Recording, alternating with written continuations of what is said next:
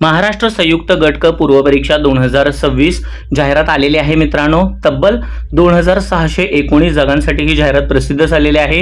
Form भरा या तारखेपासून ऑनलाईन होणार आहे। एग्जाम काय आहे, फी, वय आणि पात्रता, चला पाहूया संपूर्ण डिटेल आपल्या या चॅनलवरती।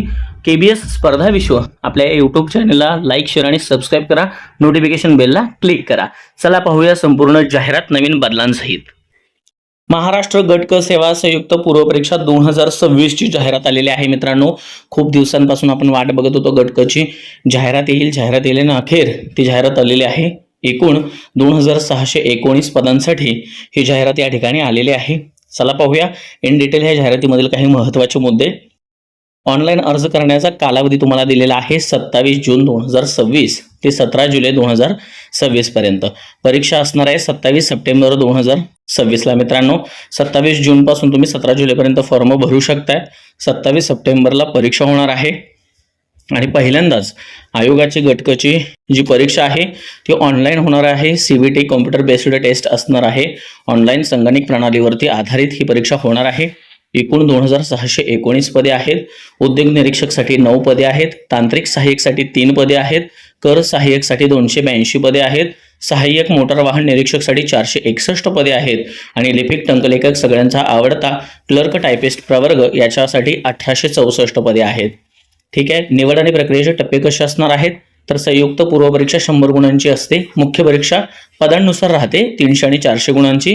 पूर्व परीक्षा संगणक आधारित होणार असली त्यांच्या गुणाच्या आधारे ही निवड होते। मुख्य परीक्षांसाठी किमान वयोमर्यादा तुम्हाला दिलेली आहे 19 वर्ष। फक्त AMVI ला टायपिस्टला म्हणजे क्लर्क टायपिस्ट जे आहे लिपिक पदासाठी त्याच्यासाठी किमान वयोमर्यादा 18 आहे। बाकीच्यांसाठी किमान वयोमर्यादा 19 आहे आणि जास्तीत जास्त ओपनसाठी 38 आहे। मागासवर्गीय उमेदवार असेल तर त्याला 43 वर्षापर्यंत आहे। दिव्यांग, प्रकल्पग्रस्त किंवा भूकंपग्रस्त असेल तर त्याला 45 वर्षापर्यंत आहे। पदवीधर आणि अंशकालीन कर्मचारी असतील तर त्यांना 55 वर्षापर्यंत वयोमर्यादेमध्ये सूट आहे मित्रांनो। ठीक आहे। शैक्षणिक अर्हता पाहून घेऊया। सामान्य वर्ग जे आहेत म्हणजे क्लर्क टायपिस्ट वगैरे बाकीचे त्याला कोणत्याही मान्यताप्राप्त विद्यापीठाची पदवी चालते। उद्योग निरीक्षकसाठी तुम्हाला अभियांत्रिकी किंवा तंत्रज्ञानातील पदविका चालणार आहे किंवा विज्ञान शाखेतील पदवी सुद्धा चालेल।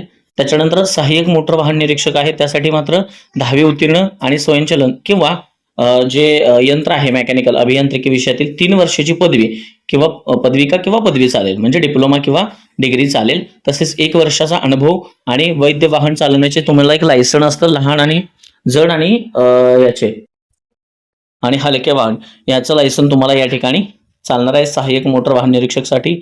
त्यासोबत कर सहाय्यकसाठी तुम्हाला लागणार आहे टंकलेखन अर्हता ज्याच्यामध्ये टायपिंग लागेल। मराठी टंकलेखन किमान 30 शब्द प्रति मिनिट लागेल म्हणजे मराठी 30, इंग्रजी 40 असं लागणार आहे। यासाठी शासकीय वाणिज्य प्रमाणपत्र परीक्षा उत्तीर्ण असणं आवश्यक असणार आहे टॅक्स असिस्टंटसाठी म्हणजे मराठी 30 आणि इंग्रजी 40 तुम्हाला लागणार आहे।